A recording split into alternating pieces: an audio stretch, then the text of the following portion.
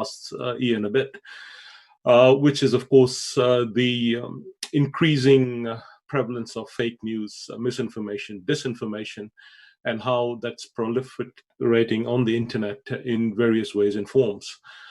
Most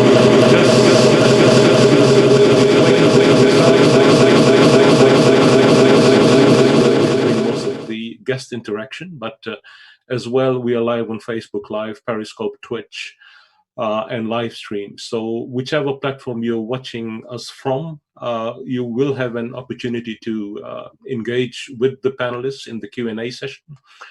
And my colleagues are also going to be monitoring the various platforms' chat windows as well. We'll be using Slido to do a couple of questions, which we'll tell you about in a little while. So joining me today, I have Nighat from the Human Rights Foundation, Pakistan, who is a renowned digital rights activist. We have Professor Peng from Singapore, Nanyang Technological University. And we have William Yu, who's a Chief Technology Officer at Novare from the Philippines. So we've got a diverse panel, and each of my guests, of course, have are subject matter experts in themselves. And what we're hoping is, of course, that we can tackle this issue of misinformation and fake news and all these sorts of things from various perspectives. There are always multiple dimensions to a story, and I think that's what we'll probably look at into a little bit today as we go along.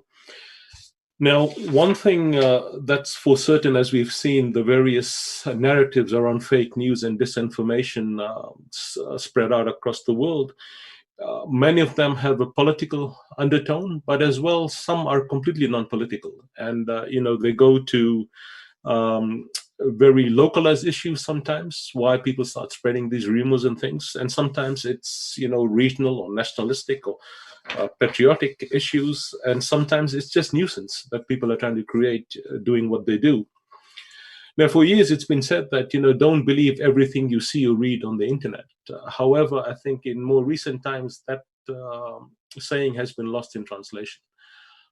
People seem to see and hear or view something on the internet, and they take it as the truth. In some ways, sometimes I get this impression that we've lost that ability to think critically, which is one thing that differentiates us as humans from the rest of the animal kingdom. And sometimes it's actually quite distressing to see how people completely forego any of that critical thinking and start assuming and believing things that they see online. Fake news in itself, of course, is not something new. For those of us from previous eras, April Fool's Day is probably the original fake news day, isn't it? Where there was always something that was going to be published by your newspaper or other media organizations, and of course, even friends pulling pranks on you, trying to fool you into believing something that was not true.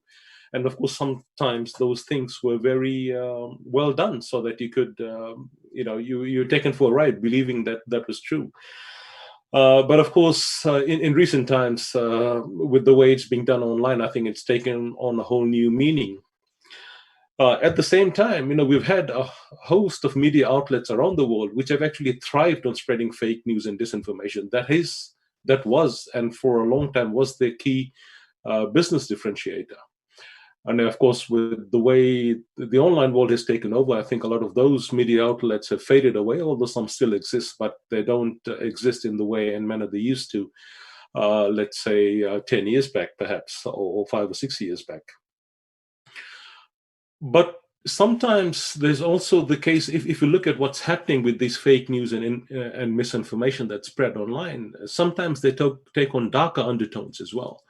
Sometimes they end up in violence, in acts of violence. They start also affecting certain parts of the community.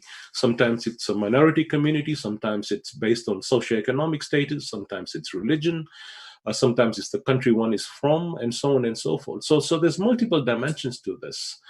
And what I'm hoping our guests on the show today will help enlighten for us is, why are we having this increasing an increasing rate, perhaps I could say, of misinformation and fake news.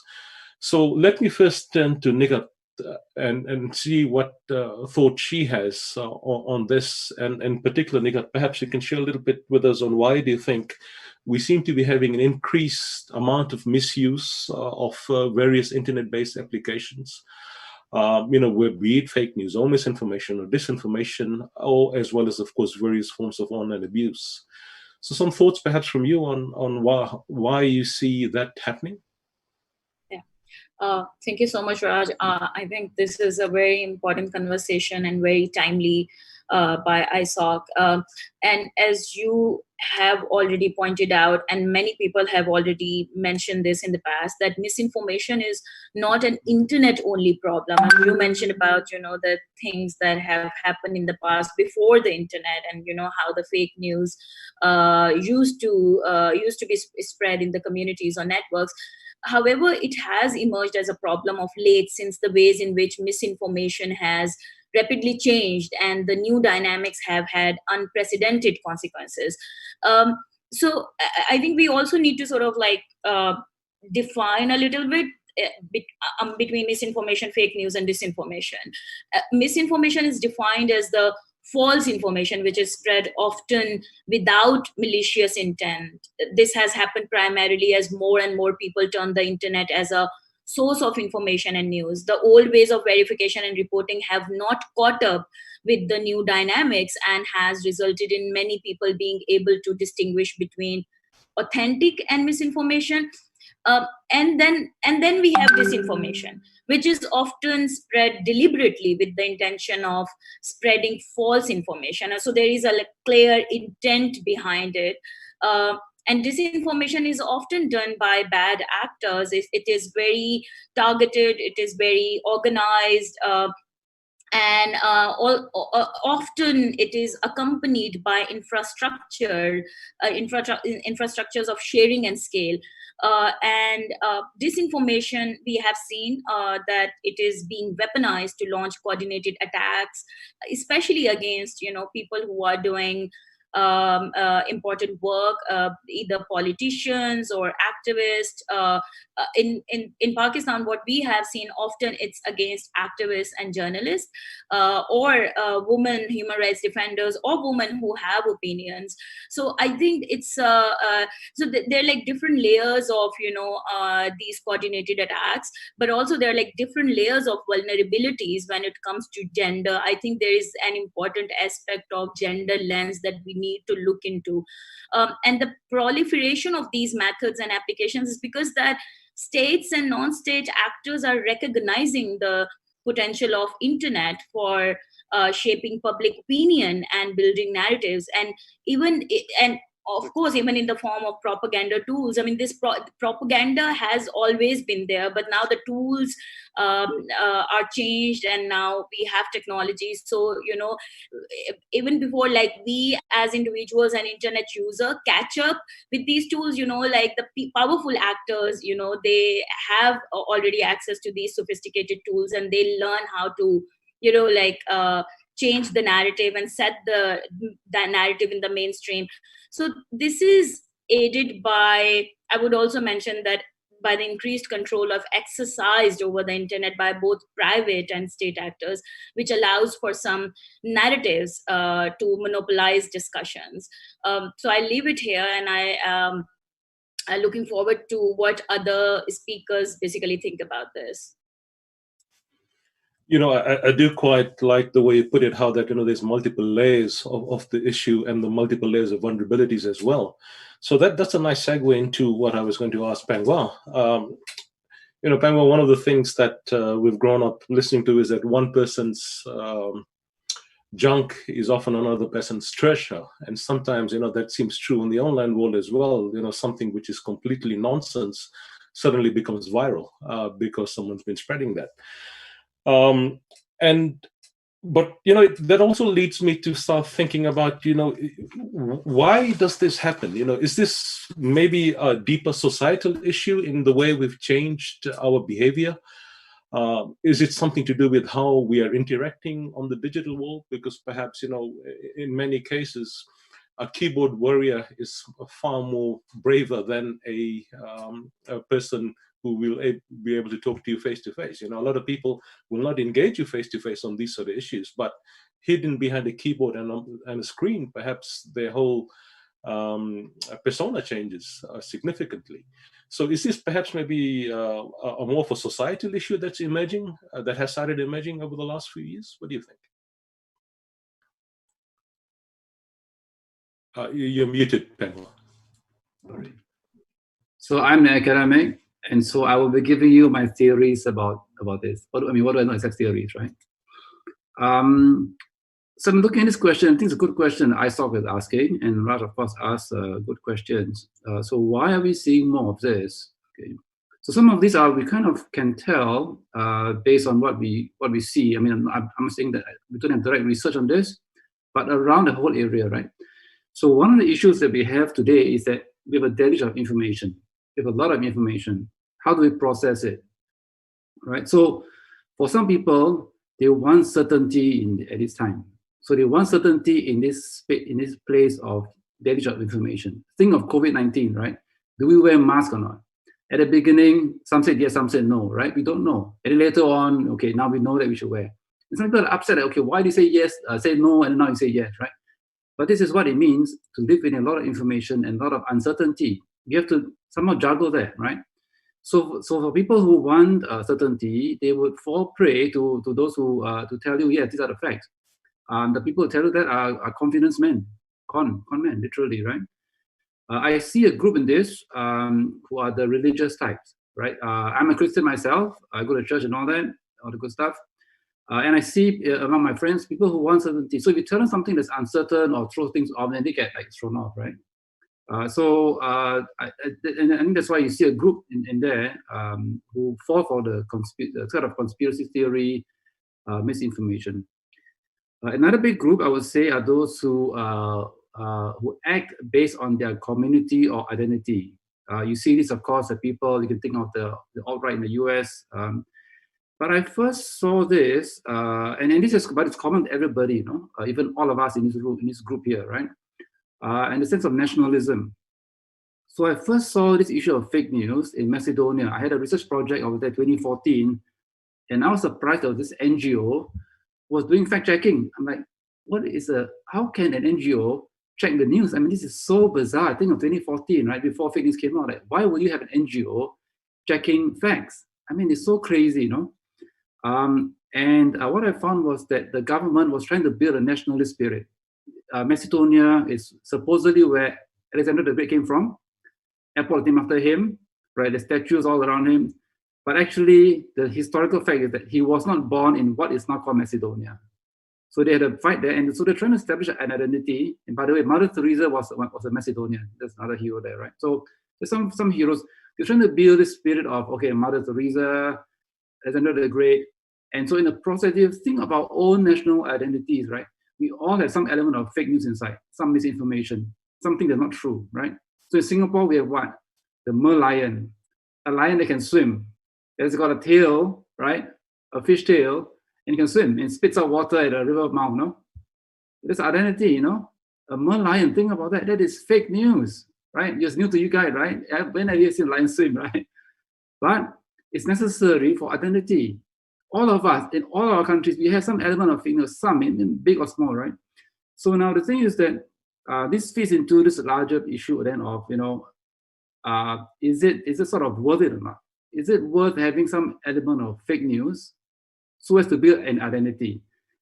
I think the Macedonians said they were probably worth it, right? Some told stories about, you know, Alexander the Great being born there, but not quite. So they took it in the light.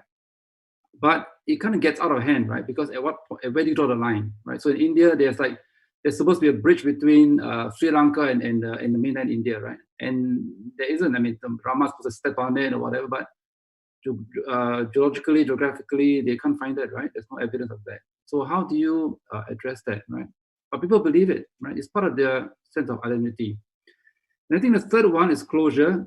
All these three happen to be C, by the way. It's by chance, certainty, community, and closure, right? Closure is a sense of like, what happened here?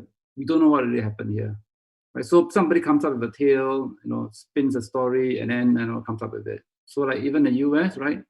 There are people who believe George Floyd didn't die, He just somehow the actor they put it aside, and then he actually didn't die, and it's all a show, right? I think Sandy Hook, the killing as well. Like, okay, no, people are all actors. So people want a sense of closure. They want to have it's kind of a fairy tale, in the sense that all fairy tales have an ending, right?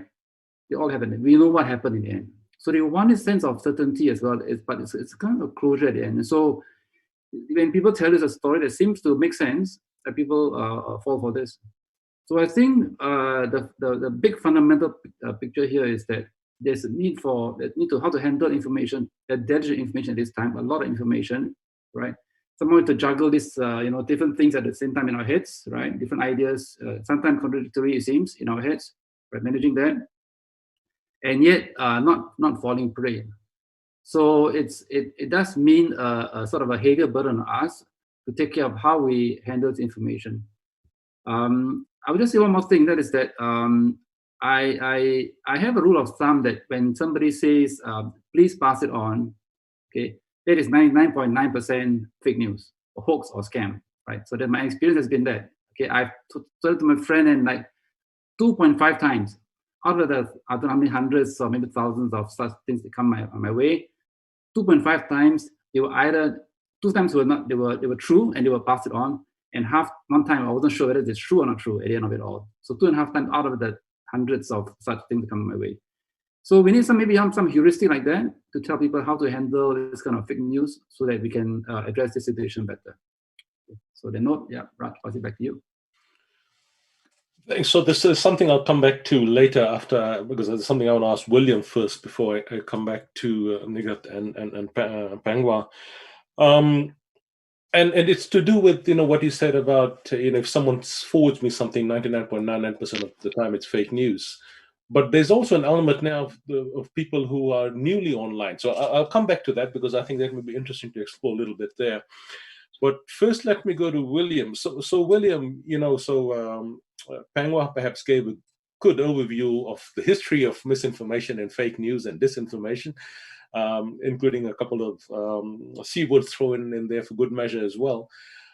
One thing we do see, however, is that when there's an attempt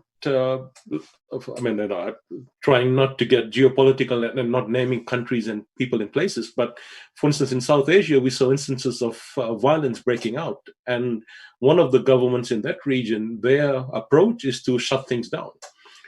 Now, when you shut things down, they do what I would term wholesale shutdowns, right? So basically, completely stop mobile services, completely stop data services, and so on and so forth. Now, and we see that in many places. It's not as if it's only been happening in the developing world of Asia. It's happened in other regions as well, including the US, where networks have been shut down to try and control certain civil action, if you will. So when we start using technical measures, and drastic technical measures, to try and spread these sort of things, try and stop the spread of these sort of things, do you think it's justified? Is it overreach? Does it make sense? Because sometimes it appears that to put a nail in the wall, someone's got a sledgehammer, right? And it just doesn't make sense sometimes, right? Or does it? Yeah. Well, so that's a very good question, actually. And when do you actually say you're overreaching versus you're not? When and do you say it's reasonable versus it's not, right? And I mean, we have examples of that. Like not so long ago, we shut down the cellular network when the Pope visited, right? And basically the reason for that is for safety, because they didn't want to, they didn't want to create a risk with respect to having cellular activated bombs and things like that, right? So there are reasons for that. Or in other countries, for law enforcement, signal jammer will be placed, for example, in a particular location, because they would want to prevent things like cellular activated bombs. So those are cases where you'd think that it's pretty clear cut, right? Drastic measure, localized in a particular area would make sense. But when you cut off dialogue entirely, that's an entirely different situation. Like in some cases where they say, let's cut off the entire internet for that location because there is becoming unrest, there's false information spreading, and of course it's aggravated because most people can't tell whether it's false or not, and they spread it all. So like the misinformation that was mentioned a while ago. So in those cases, I have a particular view on that. I think it's too much to block the whole thing. And your analogy is pretty apt, right? Sledgehammer on the thing. But it can get pretty tricky as you go into specific use cases. Like if there's a rally and you'd like to block cellular communications at that rally because there was a bomb threat, do you do it or don't you do it, right? Then of course it becomes about, how credible is the threat and all of that. But to block an entire country because of that, like an entire media blackout, then they'll say, oh, but the country is already in the brink of anarchy, for example. And they feel, at least the authorities feel, it's worth it. So technology measures are there, but I think the reason why they use extreme measures like block the entire internet is because it's simple, right? You call the service provider. There are only 3, 4, 5, 6 of them in a particular country, and you say stop, and it's all gone. Like we have this joke in the Philippines that in order to cut the internet, there are only like 7 places that you have to cut it, and the whole country leaves the internet, right? So these wholesale things are easy, and I think that's why people do it, right? It's easy to just block. But if we start to say, let's only block certain sites, then it gets a little harder because then you have to inspect traffic. Then, or particular content in particular sites, then it even further becomes hard. And like, where do you draw the line between making it more specific and the cost of that particular enforcement? That's really hard. And I think I had a conversation with a few colleagues yesterday morning about this, and we were talking about, where do you draw the line between relevant or non-relevant Facebook feeds? We're talking about feeds, right? And Facebook tries to give you the most relevant stuff on top. What's relevant for me may not be relevant for somebody else. What's relevant for a anarchist may not be relevant for me. But the goal of the platform is to give something relevant. So do we define what relevancy is? So I think that's a slippery slope, and I think we shouldn't be going there. I think what we could do, though, is try to improve transparency. So, for example, if people are spreading news, let's try to make sure we know the source, right? If we can attribute where the news comes from and they're reputable, it's up to the reader to actually determine whether it's reputable or not, versus try to just shut everybody down. So that's my view on things, just increase transparency, because the technical measures of blocking everything is just a bit too much. Okay, Raj? Okay, so I'm going to pick on a few things that you said there, and I'll bring Nighat back into the conversation here as well. So you mentioned, for instance, if there is a bomb threat at a rally, as an example, and it could perhaps be justified to shut down services for, let's say, a certain period of time or a certain localized spot or whatever it may be. Yeah. But isn't that a double-edged sword? Because let's assume that bomb does go off. How do people communicate? How do you reach out to them? How do you send an emergency SMS, as an example? How do you let people know that, hey, my leg's been blown off or my arm's blown off and please come and help me? So there's that element as well, right? And I'll give you another example. So a friend of mine is in the intelligence services, and I was having a chat with him not too long ago. And this whole idea came of how about signal jamming and how that takes place, particularly in border areas and so on and so forth. So I asked him point blank. I said, so what is your opinion on actually disabling communication services? He said, I don't want that to happen. And the reason he gave was very simple. He said, because they are communicating, there's some way we can intercept that signal and know what's happening. If they can't communicate using communication services, what will they use? They'll use things we have no idea of. They could start using smoke signals for all I care. How will we decipher that? We wouldn't even know how they do it, right? So he said, at least, we have some chance of being able to intercept those communications. or use our informants and our network to try and get that, and at least some sort of information back, so we can try and prevent these sort of things. So I think it's an interesting dilemma for law enforcement in many ways. Mm-hmm. But why I wanted to bring Nighat into this was because it's also a digital rights issue, is it not, Nighat? And I saw you nodding earlier as well. So I'll give you the mic now, because I'm sure you've got a few things to say. Yeah, no, thank you so much. And I agree with you and William, because I think it's a double-edged sword, because we have seen practical examples where the internet has been shut down, on mobile network has been shut down in a particular area during a rally, for instance, and not a rally of protesters, but like something is happening on a religious day, and just because that any like to avoid any emergency or something, so usually what they do is that on these days specifically in Pakistan, they shut down mobile network in that particular area. But we have also seen that the other people suffer when, the people who need these services for their emergency situations, and they aren't able to reach out to those services.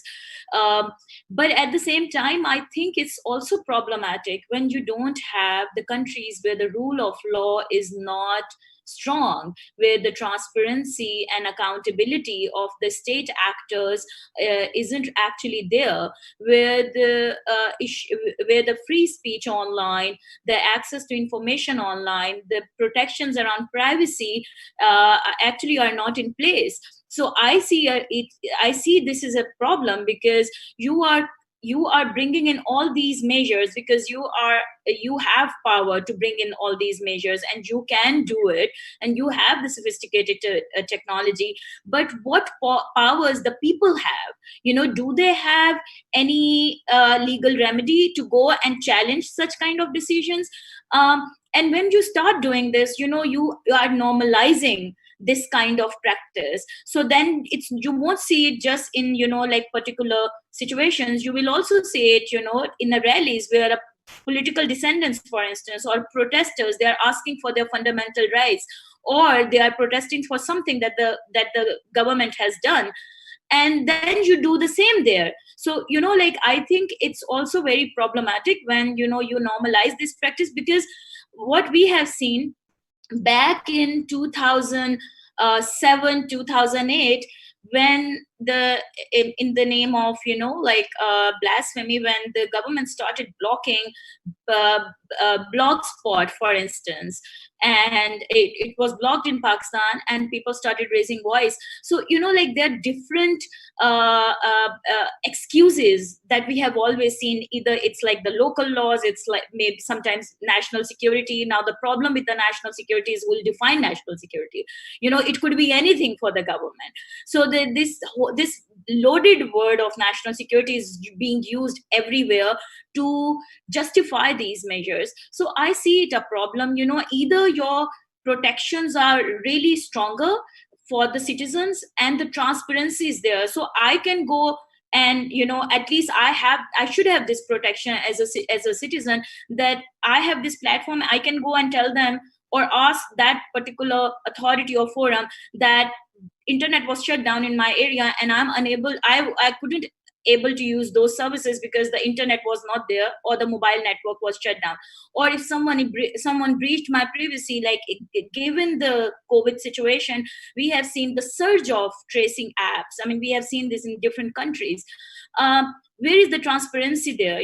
Like who have access to all the information, the real-time information that the different bodies are accessing over citizens. So it's like these kind of measures make sense when you have stronger regulations like GDPR, and where the government is accountable and transparent towards the citizen.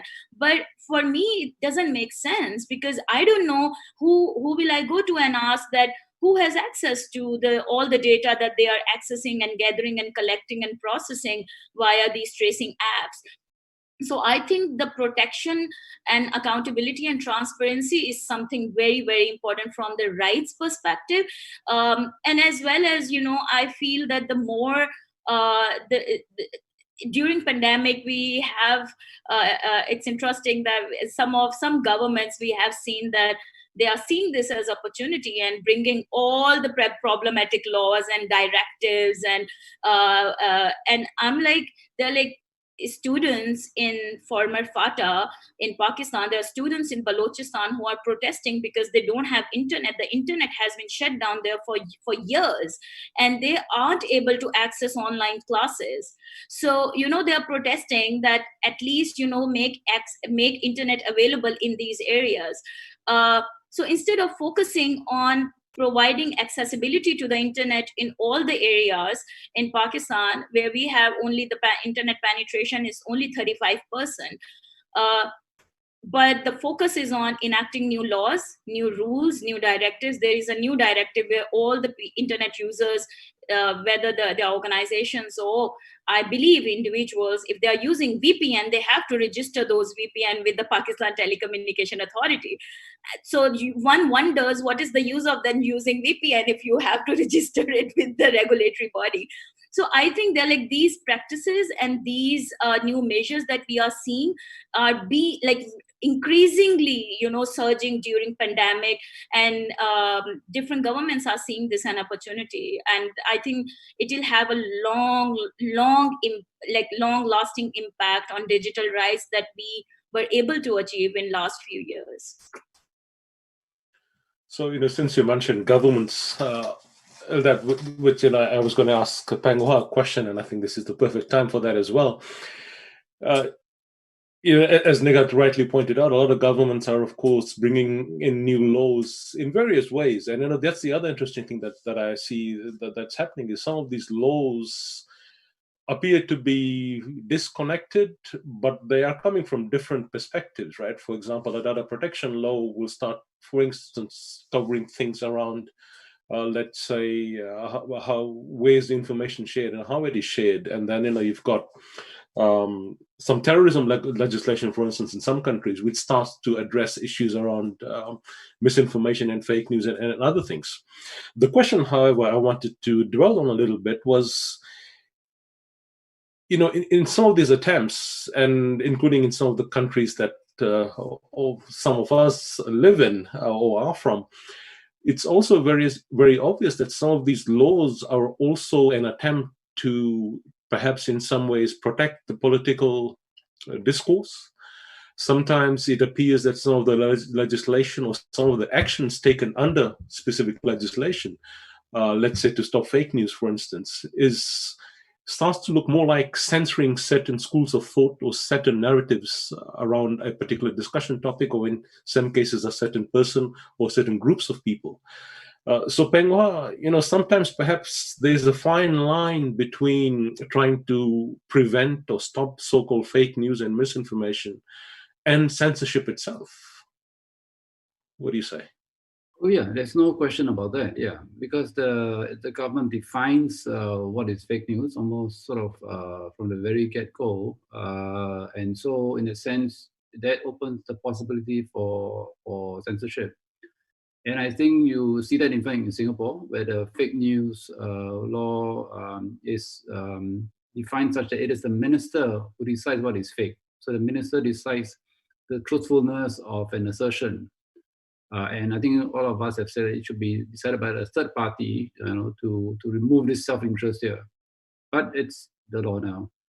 I think the issue that Nighat raised is of course a good one. But the issue is this: if you have laws that do not allow you, for them to shut down, and you have a crisis for some reason, that may require shutting down. I cannot imagine, but things happen, and you need to respond. How do you do that? So I think it's a double-edged sword, because all civil liberties have this issue that in a crisis, your civil liberties may actually work against you at a point in time, right? So if you look at the COVID, where people feel that, okay, well, I want my freedom not to wear masks. I mean, that's silly. At least for us here, I think in Asia, many of us see this kind of silly. But there are people who believe that there's the right to not wear a mask. How do you sort of enforce that at this time of crisis? So I don't think it's a straightforward issue of let's not have any kind of rule against content. I would also say that I'm doing some research now. I think Raj, that project that I've been working on for some time now, where I find that surprisingly, and this was a surprising thing, that citizens are willing to accept internet cuts or bans for a limited period if there's a sense of legitimacy. So people are more willing to accept it if they perceive it. Now the citizens, not the government, right? The citizens perceive the cut as legitimate, and for a period, not an extended period, but for a period, and for what seems to be a legitimate reason, they're more willing to accept it. So I think if we can explain it, so maybe there's a sort of a compromise here, that in situations where you may have to take a cut in the internet or something for a period, and it is perceived by the citizens as legitimate, then maybe it's not so bad. I mean, it's not ideal, right? I know it's not ideal, but at least there's a way out. So that's my take on how maybe we can strike a balance between the security need, if there's one for the cut, and as well as our own civil liberties at some point. But deciding the need for security itself is a loaded issue, isn't it?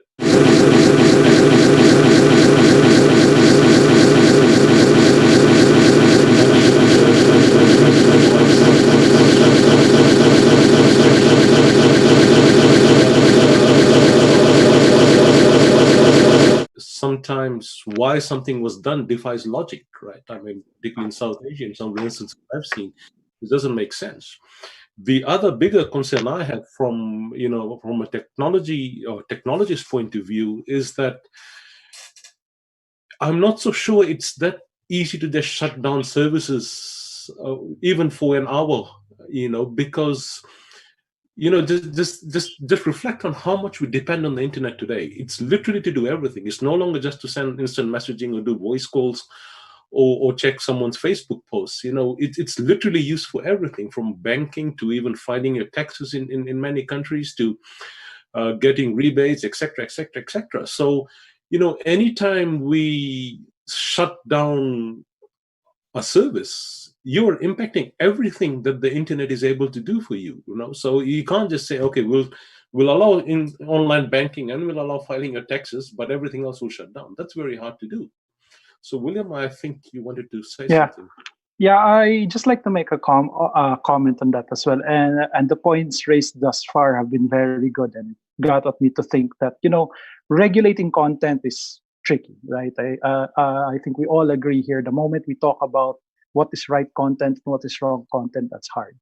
But what we can do as technologists, right, based on what the technology can do, is actually, like for example, one is proportionality, right?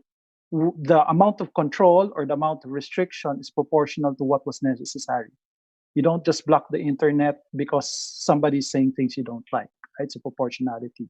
Second thing is transparency, which I mentioned a while ago. At least if we get to know why, who said it, and we get to see for ourselves whether it's credible or not, that's also a good thing, right? Then increase transparency. The problem right now, I think, is not all these platforms render well to transparency. So a message that's forwarded via WhatsApp or Viber, for example, is not attributed properly. We don't know where it's from, right? So that's very hard. So transparency we really need to work on. And third, of course, is due process. I mean, let's shut down phone communications in this particular area because there's a bomb threat. As long as there's due process, that there was a credible bomb threat, went through law enforcement, there was a court involved, I think we can, try to avoid the major bad things and try to focus on the good things. Now, that is okay now, given the state of the technology we have right now. But you are correct, Raj. You raised a very good point about IoT and all of the stuff that depends on the internet. What if in the future we have this call home pacemaker that requires a critical update, couldn't get that update because the internet was down? Today, we don't design services like that yet. right? Because we are of the view, at least here in the Philippines, that internet is not reliable. So we try to design our services not dependent on it. But I'm pretty sure at some point, as the technology gets better, we will get more and more dependent on it. And it may actually reach the point where it's a life or death thing, right? If the connectivity is gone, something really catastrophic can happen. Or telemetry system for SCADA or a power plant, for example, running on the internet as opposed to a closed network. Things like this are becoming real now. And that is where, we have to rethink it again. And I think in the context of evolution of technology, we always have to rethink these questions, right? What is proportional? What is transparent? What is due process? What is enough or not enough? And I think that's the best that we can do at this point. And hopefully that the viewers, the readers, and the people get smarter as well. I mean, when tabloids first came out, I'm pretty sure a lot of people thought that was news. Heck, a lot of people today still think tabloids are news, right? But people get smarter, and I hope we get smarter too. And I think I'd like to raise the last point that Nighat mentioned a while ago, that the difference between now and then is the speed in which things have happened. A tabloid needs to be printed, distributed. You still have a physical paper that you go around. It's slow. Internet is really fast. Like there's a very recent fake news thing where this video of a person dying on a hospital bed, right? He just arrived to the hospital, he just died. And there was this accusation, this is a major hospital and COVID is spreading again. But of course, it's fake news, right? They got the video from somewhere else. They said it was in another hospital, but that thing only happened 30 minutes ago. But it already spread throughout the country. So I think the scary part here is the spread is faster than the ability for us to discern. And to go back to what Peng An mentioned a while ago, I personally believe in his philosophy. If somebody says, please spread it, it's 90% fake, right? So I actually subscribe to that. Thanks, Raj. Okay, so this is a good, so just hold the thought, Pengwa. I'm going to bring in my colleague Noel because I believe we want to run a poll for the attendees as well to see what that is. Noel, are you there? Are you going to tell us what we're going to be doing with this poll? I believe that AFTAB has the more correct information and updated information on that. So can I call on AFTAB to orient the participants on this? Okay, as you wish. AFTAB, it's you. Yes, I have just enabled the poll. And if you are already on the slido.com Insight 2 link, then you should be able to see the poll. And I can see people have already started providing their feedback onto that. So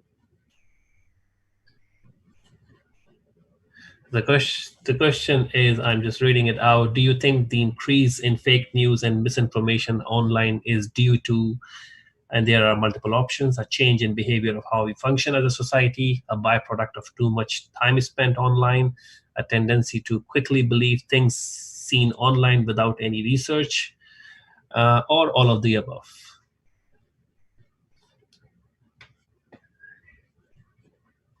Okay, so while people try and have a look at that, and we'll try and collate the results as that happens. Pengwa, you wanted to say something?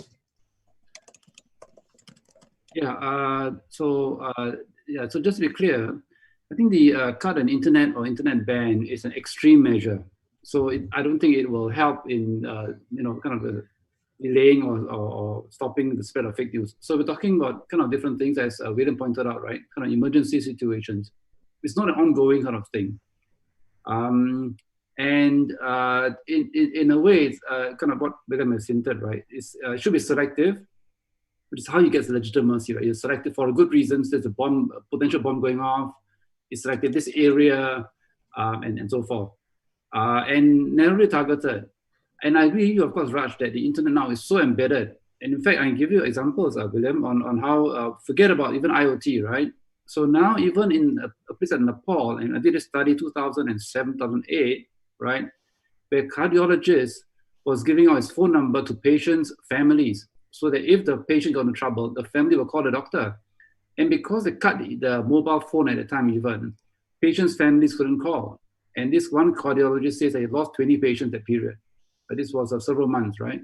So it tells you that even now, because the way we live our life now, we've wrapped it around your mobile communication. Forget even internet, I'm just mobile communication. So not having is really critical. So I'm not saying for a second to be taken lightly or easily, but in extreme case, right? And Raj, of course, you're right, like how do you tell and so forth. So again, William's point about due process and so forth, right? We need all that. And then you need maybe allow a way out. But again, it's really an extreme case. And if it is, exploited, you can see what happens in cricket in Nepal. Right? The people get really, really angry at you. So it is issue of legitimacy. So I think that for a limited period for time, maybe well in advance, I'm telling you this is going to be cut at this point in time for this reason. For a period, maybe people can tolerate a little bit better. They don't like it, but a little bit better than just kind of out of the blue. So okay, I mean, fair enough with proportionality and things like that. So, but that's only one part of the bigger problem that we have, right? In terms of the various forms of things. Now, as one very different example is when we have our political leaders who start spreading fake news. Now, what do we do then? Now, some of the social media platforms now have, of course, started to label things that people are posting. Of course, one world political leader is renowned for doing this sort of stuff, but he's not the only one. There are many others who take a similar take to things.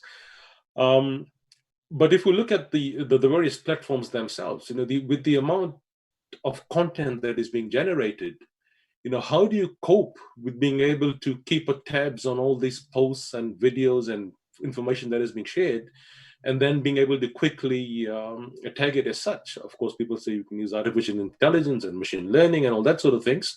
Okay, but still just the volume of content. And in order to tag something, you have to first realize that this is right or wrong, right? Automating that is also problematic in itself in many ways, right? I see William also wants to comment, so I'll hand to Peng and then to you soon, William. And so in the last couple of weeks, I think we've seen most of the major social media platforms starting to do similar things with tagging and all that. But that's because they know the person they're perhaps monitoring who's likely to say and do things like that, right? How about the literally millions of other people that are not famous, but yet they could start something which becomes viral, which becomes problematic? So again, the problem itself is multiple dimensions, right? So Peng, first you, and then I'll go to William after that. Okay, so one of the hats that I wear in Singapore is I'm on the board of this advertising regulators body, the Advertising Standards Authority. I think it's India, there's a counterpart as well, a self-regulatory body, meaning industry regulating industry. So the interesting thing is that for advertising to work, and remember the platforms, we have two of them who are members of ISOC, I bet, right? They are very clear in that their golden egg is through advertisements, through advertising. And advertising works if the platform can be trusted to a certain degree. I mean, a lot ads, they kind of exaggerate a little bit, but to a degree they have to be trusted. They know that. At least they know that now. So if the advertising platform, it cannot be trusted, they're going to lose the advertising revenue. They're going to lose their golden egg. So both of them, you can see why Facebook, I have to mention the name, unfortunately, right, responded after advertisers threatened the boycott. And you see that they were reluctant at first, but they got dragged into, okay, let's do something about it, right? So advertisers can do something about it. So which means that consumers, actually, we can do something about it. If we pressure our advertisers enough, they will respond. So there is some way, some mechanism to force them. Of course, then the issue is like, what do you tell them, right? So they have to be in a way that the platforms can handle, right? So I was in a meeting last year, and Google was there, and they were talking about how they actually, through the AI, actually were removing ads that were misleading. So internally, they had some algorithm already. And you can see why they do that, because if your ads are misleading, people do not trust your platforms, right? You lose literally billions, right? So they want to maintain that. I asked them, hey, you guys, can you reverse engineer or not? Your AI is doing this. What are the rules? And they flatly refused. They flatly refused to do that. They know they can do that. If an engine is doing that, removing the ads, right? Why is engine doing that, right? You are clicking and say you're approving it. Why is it doing that, right? So there are some rules that they can put in place to remove. Forget about even things for a second, but this misleading ads and make the platform a little more trusted. So I think that there's something that can be done, and I think that if you look at Facebook, something is being done from the advertiser's point of view. I would add for the politicians, I think it's very embarrassing, but I guess it can be a political culture if you get called out by a private company for being misleading. I think I mean, you know, in certain Chinese culture, like where do you put your face, right? Okay, it's your face on your head, I know, but where do you put your face, right? So I find it puzzling that, you know, you can just carry on. So I think that the platforms can do quite a bit, just taking the facts and taking on misleading ads. Something can be done. Yeah. William, you were. Yeah. So first of all, I'd just like to state a problem, right? So one of the problems we have right now is that the amount of information we get is way more than our ability to filter it, right? So that's just a case in point, right? When the internet came out, one of the first things that became popular was a search engine, because it's just too hard, right? If you try to, like Yahoo in its very early days, for those of us who remember, it was a directory. But that quickly became very difficult to manage because the information is just a lot. So I think first off is that with the amount of information we have today, I think it is impractical to, you know, to have to manually categorize and manually search stuff. So to editorialize things 100% would be really hard. And that's where search engines, friend feeds, and stuff like that come out. Now, the challenge with algorithms, and to go to the point of Peng a while ago, is algorithms are written by people at the end of the day. They still have data that informs them. It's either people inform them or data informs them. The data comes from behavior that people like, right? And that's the behavior they try to reinforce, and that's the behavior they use to teach the machine. So the classic problem with machine learning, we say, is that if you ask a machine learning engineer, how does your algorithm work? Especially if they're deep learning engineers, they probably don't know either, right? So they probably don't know either, because the machine was trained with a data set, and it's trained over and over again and tuned many, many times until it does what it does well. Now you have platforms or tools like, I mean, pardon to mention examples, but PageRank, for example, search engine scoring, right, for websites. That one has an algorithm. But as Peng An mentioned a while ago, if you ask Google, can you please share the algorithm for determining this or that, they won't tell you. Why? Because the moment we find out, we're going to find a way to beat that algorithm. So it's like an arms race, right? If you tell me how you do it, like our transparency measures, for example, the challenge there is somebody may find a way to break it, right? So there may be controls in place. So that's the two dimensions of the problem. That in this arms race, it's actually harder to defend, because when you're defending, you have to get it right all the time, right? The attacker just has to get it right once. So that's the hard part here. And the last portion is, what can we do, right? So essentially, there are things that are simple enough, I think, that we can do. So for example, in social media, we can increase the ability of platforms to identify, to allow people to self-identify, meaning voluntarily self-identify. Now, this is popular in platforms like Twitter, for example, where you can have a badge that says you're a certified Twitter and that you are really that person, right? But you're not required to do it. It just allows you to do it. But other platforms don't have that mechanism. Facebook has that mechanism, but it's only limited to certain people, so on and so forth. So it's very difficult to identify yourself as well, or to determine what a real account is or is not. So those things, if you give the ability of a person to say, I am who I say I am, that's already one step. The second step is, there are a lot of fake accounts that can be algorithmically determined. Right? I mean, they're clearly fake accounts. Like, they were created in the last few months. They have no friends. They have no picture. And they were created in sequence. I think things like that, the platforms can already do a little housekeeping. I think there's a little disincentive sometimes, because they want their numbers to be high. And that's why they like more users, maybe. But, you know, these things I think are simple. If they won't solve the entire fake news problem, but they'll make it much harder, right? Then the last point is about editorializing, and it's quite common right now where these platforms talk to third parties to fact check for them, right? An independent fact checking group and stuff like that. Now, I'll cut short of that because I'm not sure even how independent these fact checking groups can be. right? There are some accusations that, for example, the group in the States is of the liberal left, right? While they're anti a particular candidate. So the moment you put people and we try to editorialize, kind of hard, right? So I try to err on the fact that, okay, let's try to increase transparency. Let's try to, identify the people saying things that they should be saying. If it's a commerce transaction, I think we should require KYC. There are, things like that. Small things, I think, but I think they do add up. That's my view on this. It would be interesting to actually, but it's probably we're going to run out of time, because the point that came to me was that there's also a need for anonymity on the internet, though, right? Because and I say Nighat nodding because I had a feeling she would agree with me on that one, because sometimes you just don't have the ability to give verified identities, because if you do, there are life and limb problems, or with the bullet through your head, that's how it comes. So that's one. Now we are coming close to time. We may run a few minutes over. What I will do very quickly, after we've got some news from the poll, how did that turn out?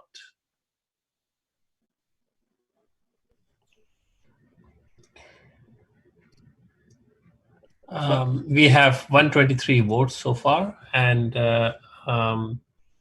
I'm just keeping it live. So 66% of the people believe that all of the above problems, which means tendency to quickly believe things online, a byproduct of too much time we spend online, and the change of behavior, how we function in the society is collectively is a problem. The next is 36% believe that it's just because we just quickly believe things, what we read online is causing the problem of the fake news and misinformation. Okay. And are you going to be running another question soon after, or is it the only one we had? I am now enabling the second question. So the second question now is live. Who should be responsible for monitoring fake news and misinformation online? So use the same link, and you can start giving your opinion on that one. And so just for the benefit of people listening in, the options for this question, which is who should be responsible for monitoring fake news and misinformation online, the platform where it's posted, for example, the social media site or app. The next option is the internet service provider who provides my internet connection. The third option is the government, for example, the IT ministry or regulator. The fourth option is the police or law enforcement agencies. The fifth option is the user. And the sixth option is someone else. And of course, the question is who that someone else would be. Now, whilst you all do that, I will bring in another of my colleagues who will, we've got a whole bunch of questions from the audience. So we'll try and see if we can digest a few of those. Who is going to help me? Is that you, Noel, or is it Navid? Navid, I see him there. So Navid Haq is a colleague of mine, and he's been monitoring all the various platforms we are broadcasting on today. And I think he's going to try and ask us a couple of questions. I don't think we'll be able to answer every single question. I think we literally have 100+ questions that have been asked. So he's going to try and see if we can summarize some of those. So Navid, over to you. Thanks, Raj. Yeah, there are a lot of questions. And what I've been trying is to see if we can fit those questions into one or two at max. And I can see that we can do it, because most of the people are asking how they can know if the news is fake or genuine, especially if that comes from a journalist or from a government agency. So that's one perspective that I see a lot of people telling us, that how they can differentiate if it's a fake news or if it's a genuine news. And also, especially if it comes from a journalist or from a government agency. And the second key ask that I could see from the chat and the question is that, is there a way that the users can report or file a fake news? Is there a legal mechanisms available where if I find out a fake news, I'm able to file it or identify or report it somewhere? So I think these are the two key points that I saw from the chat. Over to you. Okay, thanks, Navid. Nighat, shall I bring you in? Do you want to try and have a crack at any of those? Yeah, I think the question around that if, like a fake news, misinformation or disinformation is from a government agency or a journalist, how to verify that, or because like these are the reliable resources for the citizens, right? And I think it's a difficult question because we have dealt with this when especially during pandemic, and World Health Organization basically called it infodemic, because the fake news or misinformation was not just coming from users where they were just sharing, like different remedies, how to deal with the virus, or whether the virus is corona is lethal or it's not lethal, or it's just a flu, and all kinds of stuff. But when you hear the same kind of information coming from your, like the top leadership sitting on a TV and telling people that it's a virus just lethal for the older people, or it's just simply a flu. And that's where the problem lies, because then your media reports the same thing. So whether you will, like blame the media who is reporting that is the news that is coming from the top, or like, so I think what we have seen, I'll be talking from my context, that people are calling out, that sort of what do you call it, like combating that kind of news with the proper scientific information, or the information that is coming from World Health Organization. I mean, that's the simplest way that I have seen in my context. But I think they're like very stupidly simple basic techniques that I feel that the internet users or WhatsApp users and everyone needs to look into. And those are that, when you find a forward in your WhatsApp, or you see a news on your social media and you have a strong emotional reaction to it, or there is like a reaction that you immediately want to amplify that news, or the story seems totally ridiculous, or it perfectly confirms your bias. These are the points where you actually need to sort of alert your mind and go back to the internet and try to verify resources. I mean, there are different ways of looking more into, so check the verification, look for names and keywords, search for quotes, look for those photos and videos. They're like, like you can do it on internet. Consider also how time sensitive is it, like what are the things going on politically in the country, what are the other trends going on. Also see sometimes the news is not fake, but it starts getting viral. It's an old news, like few years, like the thing happened few years ago, and then starts getting viral. So I think there are like these few things. And also see that whether it's a satire, whether it's like, so they're like all these things that people really need to look into and take before forwarding that news. Especially I'm talking about the WhatsApp groups. I think this is like a more South Asian thing, where we have like groups of families and friends and networks, like hundreds of people in those groups on WhatsApp, and you see a forward and you don't even read the full thing and then forward it to another 5 groups. And I think take a step back, read it carefully, and then think about all these points. Go on internet and verify that whether what kind of this news is. So I mean, I have like these really stupid basic verification techniques that any internet user can actually use. No, I absolutely agree, and I think they're very practical as well. When we started off the session, I'd said there's something that popped in my mind that I was going to ask us a little bit later on, and in fact, this is a nice time to bring that in. We were talking about how people inherently seem to trust things, and even the first poll told us that people don't actually do the research, and Nighat just mentioned that too. People just forward stuff on for the sake of it because it was sent to a group. But we also have that situation, particularly in this region, that we've got a whole lot of new people who've come online. They might not necessarily have the digital literacy to be able to differentiate these things.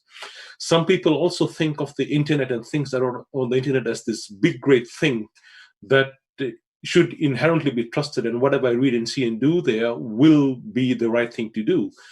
So there's also that problem, I think, that at least particularly in some rural places, for instance, in people who they hear from others of what the internet is and what people do on the internet, be it YouTube or Facebook or whatever else it may be, and they just want to be a part of that thing. And to be a part of the thing, it's probably a bit of human psychology here, that you just want to also share stuff and try and be cool, as it were, to be able to be part of that conversation online and to share things and so on and so forth.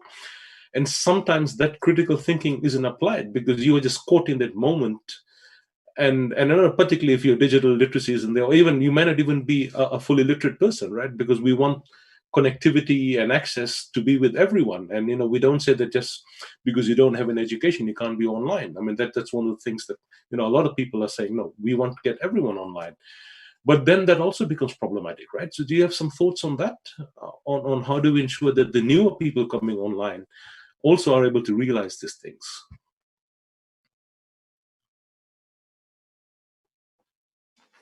Yeah, allow me to take that. So, yes, that's a very good point. And as Nighat has explained a while ago, there were a lot of simple things that we can actually do as users.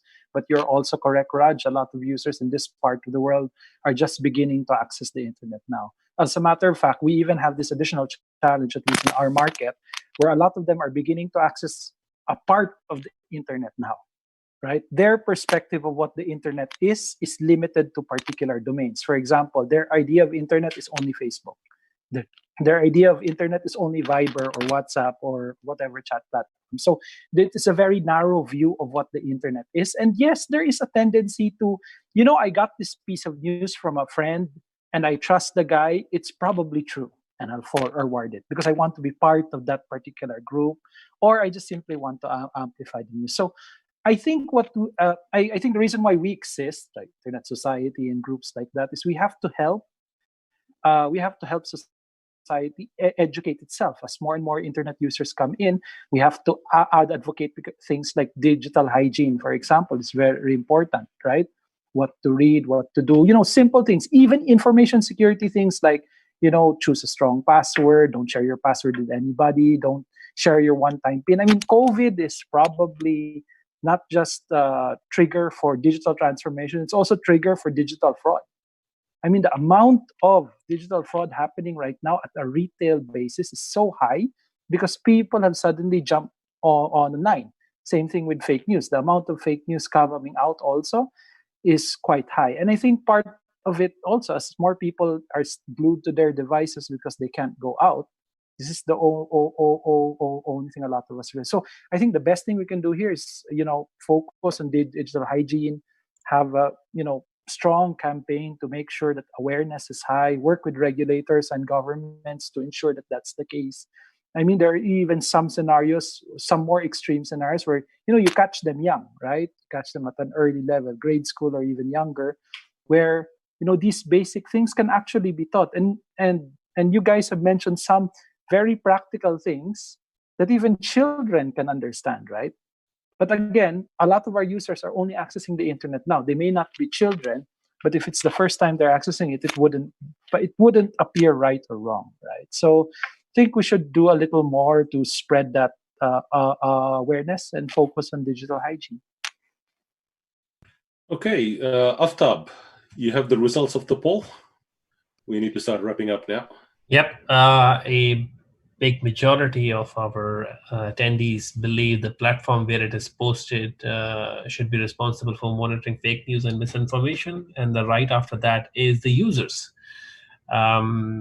with almost 50, now 48%. But some of the attendees believe that the government and the IT ministry or the regulator has a role to play, and interestingly, the internet service providers, so as the law enforcement agencies. But still, the biggest chunk is the platform where it is posted, that is social media site or the app they're using. Okay, and you have one more poll to go, or was that the last one? I have one more, which I am enabling right now. Okay, and so whilst you do that and our attendees can respond to that, I'll go quickly to Naveed. Naveed, do you have one last question that we want to bring up from the various chats before we start our wrap-up? Yes, I think there is one which is again coming up from various side, and that's again how we can trace the fake news. And there is another perception on how we should be able to draw a clear line between liability and accountability of fake news among users, service providers, government, and law enforcement agencies. So these are the two points that I have seen now coming up. I think this one is perhaps important one to see what the panelists think about, how we can draw a clear-cut line between the liability and accountability of fake news. Okay. Right. Yes, Peng, go for it. Okay, yeah. So it also, my response is also partly in response to the earlier question about how do you tell fake news, and if the person reports it's a journalist. I think for us, having seen the problem, right, we want a trusted sphere for this for ourselves. So I've got a WhatsApp group that is quite trusted in the sense that people check on each other. And I'm trying to think when I last had some kind of fake news from that one, and it's been some time. So people got sort of sifted out and so forth, don't do this and all. So the group is kind of trusted. So for yourselves, if you can, find a group that can be trusted. So the one that Nighat talked about where you get fake stuff in, that's really a nightmare. You don't want to be in that group if you can. I think that for tracing back, one of the things I've suggested is that once, for example, through WhatsApp, especially through WhatsApp, right? You have something that is known to be fake, send it back, and then ask that person to send it back again, right? So in a way, in theory at least, it should go back to the source, and then they should stop it from happening. And usually people, when they're sort of caught, right, with one fake news, they become more cautious the next time. So I think, again, there's something that that can be done, this on our part at the individual level. I think accountability and liability is an interesting set of points here. And in fact, I actually raised this point at a meeting that we had in Singapore talking about this issue. And the idea is that liability means that you are legally liable. But accountability suggests that you are responsible without necessarily incurring some kind of legal liability. And I'm wondering whether it's possible, and we're still talking about this, it may be a new paradigm. In other words, okay, I hold you think about it, right? I hold you responsible, but you're not legally responsible. Right? I mean, you're responsible, yeah, you own it, you say sorry, but you don't have to pay money for that.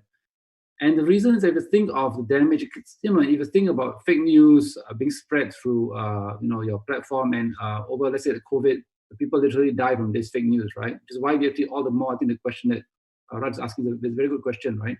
How do you sort of fake news at this time of COVID especially, right? If you can draw this distinction, that may be a help. So then the platforms will be more sort of careful about having this, because they know that they'll be accountable, and in a way, if they don't respond, then trust in them erodes, and that hurt them in the long run. But if you hold them legally liable, then they will want to fight it all the way. So somewhere, perhaps, I mean, again, this is an idea we're tossing around, right? That we can hold someone accountable, but not legally liable. Aftab, the results of the last poll. What are people saying? Well, this is quite interesting. It's almost 58% versus 42%. And the question was, does the use of drastic technical measures, for example, shutting down the internet access or filtering out website and services, make sense as means to control fake news and misinformation? 58% people says no, but the remaining 42 says yes, it does help. So there is a divide in terms of what people think is the right way to curb on the fake news and misinformation. So I guess if this was a boxing match, we'd call this a split decision then. Okay. Now, okay, we need to wrap up. We are well over time, and I don't want to hold our guests any longer. So very quickly, I'll ask each of my guests to look a little bit into the looking glass, look into the future, let's say 3 years from now. What does the landscape look like? Is fake news, misinformation, and all this completely out of control, like the wild, wild west and beyond? Or have people started to be able to differentiate between pieces of information on the internet and apps and services, and what is right and what is wrong, and they're able to employ critical thinking and everything's okay? Or has government stepped in and started to regulate everything left, right, and center? Or have the various companies stepped up their game and done more to try and deal with these sort of issues? So those are the 4 options, but you can also come up with your own 5th option. So very quickly, I'll start with Peng. What do you think? Okay, I think that maybe I'm an optimist, but things will get better. Okay, so first, the platform are doing something about this. Like I mentioned, they want to have a trusted sphere, right? Government is sort of a mixed verdict, but at the individual level, think about it, right? You and I, you want to know whether the information you have about COVID is true or not, right? Because having the wrong information can literally kill you and your family, right? The last one. So I think that the incentives, therefore, to push us to want to have this certainty as to whether this news is fake or not fake. So I think that enough incentives and pressures so that we want to know how to be sure that, how are we sure that this information we have is for real? So I think that over long run, it will get better. Nighat? I think, like Peng, I'm also a ridiculously optimistic person. I feel that I think we'll see increase regulation on internet, but it will definitely be not equal in all parts of the world. So the governments that are that have tendency to bring new laws and stuff, they will bring more new laws and try to criminalize fake news and disinformation. But at the same time, I can see that the digital literacy is, at least during during pandemic, has increased, and this will be increased. I feel that like we should treat this entire situation even after pandemic as pandemic, the companies, the governments, the internet users, and treat this disinformation and the whole scenario around misinformation as pandemic, even after pandemic is over, hopefully. So yeah, that's what my hope is. And William, will you be the dissenter in the room? No, apparently we're all optimists here. So I think things will get better, but of course they may get worse before they get better, right? In certain parts of the world, the development is not the same, right? Certain markets are less developed and users are less aware. But I think users will wisen up, right? I am very optimistic that we wisen up. I mean, we've managed to handle the printing press, television, mobile phones. I'm sure we can handle the internet, right? I think we're just forced to mature faster, because the technology is very, very accessible, right? I think that's the big difference between newspapers, TV, and the internet. Heck, we even thought TV was already damaging versus newspapers, right? And the internet is much faster than that. But I think in the future, maybe not 3 years, but something will be faster, right? Social media may be the thing now to spread stuff and chat and all of these, but I'm pretty sure in the future, something else will all occupy our minds, and there will be 3 experts or more in this debate about exactly the same topic, but it will be a different technology, right? But we'll get this done. I mean, we will mature, we'll figure it out. Again, not the same every part of the world, but I am fairly optimistic about it. William will have more younger experts with us. Hopefully. Yes. Hopefully younger in the future, yeah. Indeed. Well, we can all but only live in hope. So indeed, I think the future is bright. We just need to deal with it as we have dealt with many things over the years, over the decades, and even over the centuries, if I could even say. I think every generation brings us new challenges to deal with, and as humankind, we try and keep on doing what we need to do. So thanks very much to our guests, Peng, Nighat, and William. Really appreciate you being with us here today.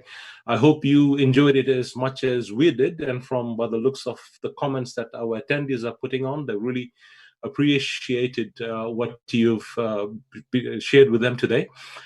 For all those who attended, thank you very much for your time. Please do stay engaged. We're all visible on social media, and all those links have been posted. And we look forward to seeing you very soon in the next edition. So with that, good afternoon, good evening, and good night. Cheers.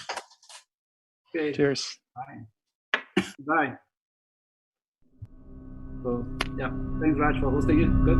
Well done.